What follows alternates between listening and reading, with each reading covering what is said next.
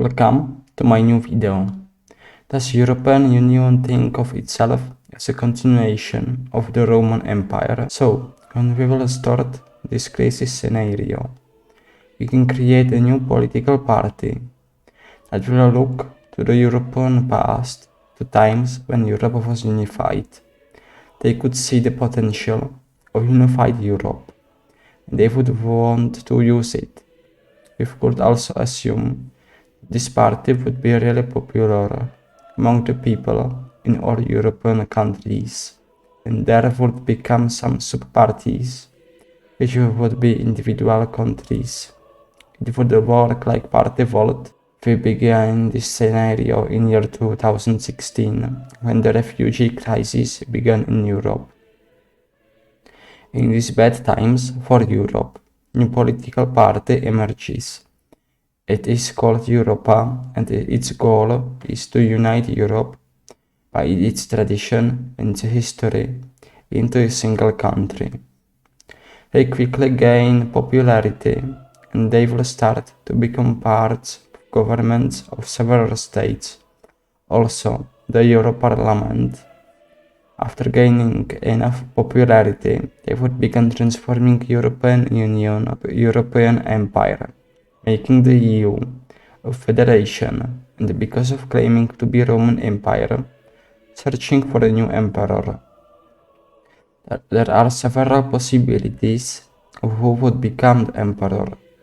It might be the Bonapartes, Hohenzollerns, Bourbons, Windsors, but I would say that the emperors would become the Habsburgs, uniting almost all of the European royalty, because in history, many people married Habsburgs. With this, we have achieved a unity of states of Europe under the Emperor Karl von Habsburg, the first emperor of Europe. But he would be only a symbol of united Europe. The real power would hold the political party, Europa. They would hold the power as almost totalitarian party, but with other parties allowed. This party would be expansionist, like Rome was. But they would be anti-refugee.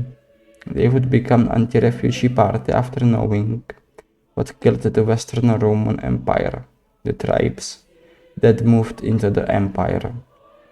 So with it, Europa would consolidate Europe.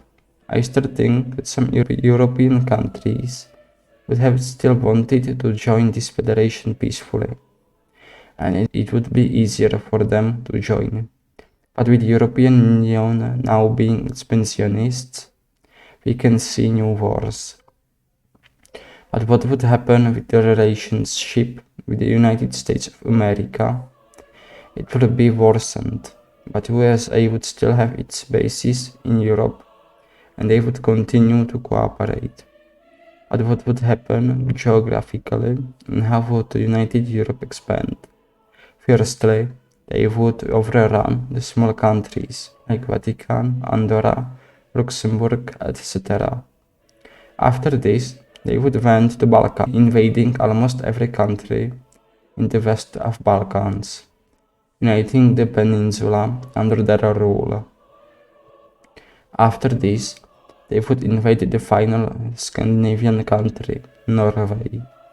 All this is possible, but the real test comes with two countries that have pretty good defenses: Switzerland and its mountains, and Britain and its seas. I think that Switzerland would be invaded first. It would be a really tough fight, which may take really long time, and the Swiss may be hiding in their mountains. From there, they have almost no power except several walls and some mountains. Now, the hardest part. Until now, how to invade the British Isles.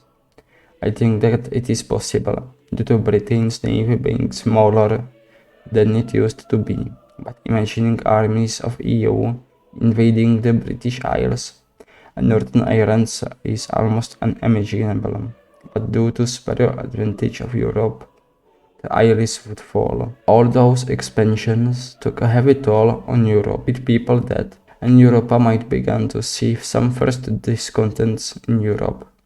But they will promise that they will allow free elections when Europe will be unified, and the biggest threat will be eliminated, the Russia. Europe has been for a long time creating some nuclear weapons to stand on the Russians, and now, with almost 4 million men and almost 2,000 nuclear weapons, they decide to attack. The Kaliningrad would be swiftly captured and annexed as Königsberg. The Russians wouldn't expect the Europe to attack so soon, so they would struggle. There might be some pauses in attacks, but the Russians would probably have to go backwards. And after time, this would mean defeat. The Russians would then try to start nuclear launches, but most of them would fail, shot by anti-air defenses, but some still finding their targets. This one war would be really bloody. On the end, Europe would win, uniting the whole continent as one.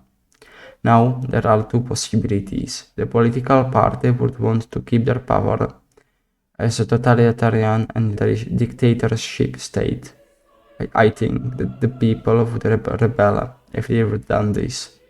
Or they will let the free elections to take place. I think that they would let the free elections to come in due to not wanting any more bloodshed. So this is all. We have united Europe in the year 2050. I hope that you like this video, and I give me like and subscribe. Goodbye.